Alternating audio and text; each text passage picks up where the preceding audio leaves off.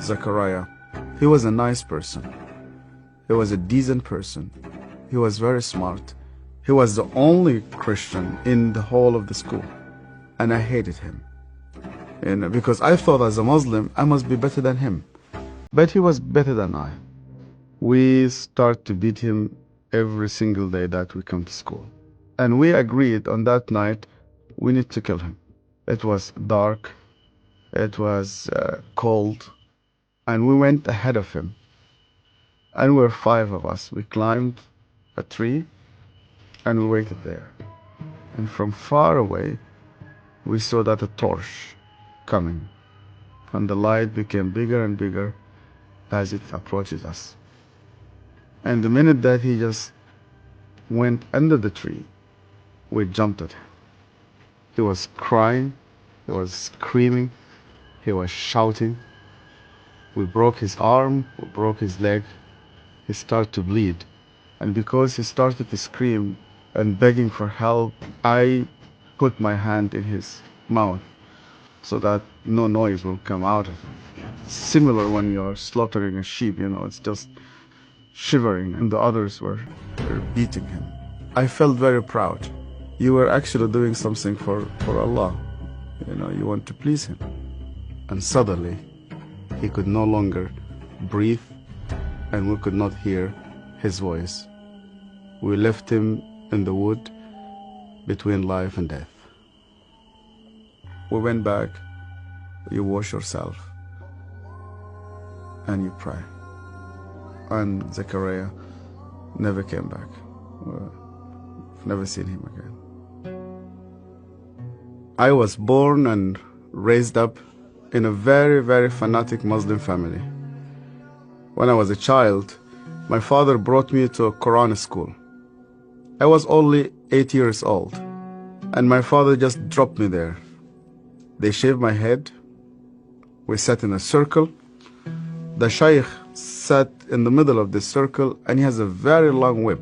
I was forced to memorize the Quran. Every mistake that you do, this whip will just come right in the middle of your head. You're not allowed to cry, because in our culture they tell you men never cry. I was crying every single night. And they told me you belong to the Islamic Ummah, and that's why you fight for it, you stay loyal to it. I started to hate people, to hate everybody who's not a Muslim. And I especially used to hate the Jews. So I was preparing myself to go and fight for Allah in the jihad. But every night I went to bed, and when we put the light off, I did not know what will happen with me if I die. My cousin was severely sick, and the doctors, they said he's going to die. They gave him only a couple of days. And one day came 2 people. They were Coptic Christians, and one of them wanted to greet me, and then I saw he had a cross, and then I pulled my hand back. I said, well, I'm not going to touch a hand with a cross. And then he said to me, we hear that this child is sick.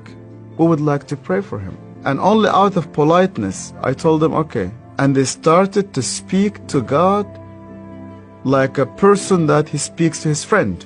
They said, God, please heal this child. The minute that they said Amen, this child opened his eyes for the first time in 4 weeks. He started to move his hands. He started to speak.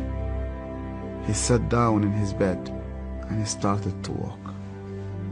And one of those 2 persons who prayed sat down with me, and he said to me, you know what? The real miracle is that God wants to change your heart. Do you believe that Yeshua is alive? And I told him, yeah. Because according to the Islamic tradition, God took him to heaven, and he's alive, and he will come back one day. And he said to me, because he's alive, you can speak to him. That changed my entire life. And when I started to read the scripture, nobody needed to convince me to love the Jewish people. The only way for Muslims to start to love the Jews is when they meet Yeshua. I loved my family, I loved my father, I loved my mother, and I loved my community. And when I decided to follow Yeshua, my grandfather and my father said to me, "You are no longer one of us." They made a funeral. They invited friends and family. They brought a coffin to the cemetery, and they said, "Our son is dead." To be declared dead with no family, I said to God, "Where are you?" I heard this voice, and this voice told me, "You know that the grave where your name is written, you know that grave is empty." And guess what? My grave is also empty. I went to Egypt for the first time after many years, and I was in a pastoral conference. And one of the Sudanese pastors came to me, he's an elderly man, gray hair, started to speak to me, and he asked me, "Where did you come from?" I told him my story. He started to cry. And then I asked him, "Why are you crying?" And he said to me, "Do you remember me? My name is Zachariah." And suddenly, I remembered him. The last time I saw him, it was in that dark night. I could hear suddenly the way that he was screaming, even though that was 25 years. Suddenly I started to see his broken arm and broken legs. I started to see the scars which I caused him. I started to be full of shame. I was a bad person, yeah. I was terrible. So Zechariah looked me straight into the eye again, and he said to me, "Answer, because you hated me so much. I was always praying for you." He opened his Bible, and the minute he opened his Bible, I saw that my name was written in the first page.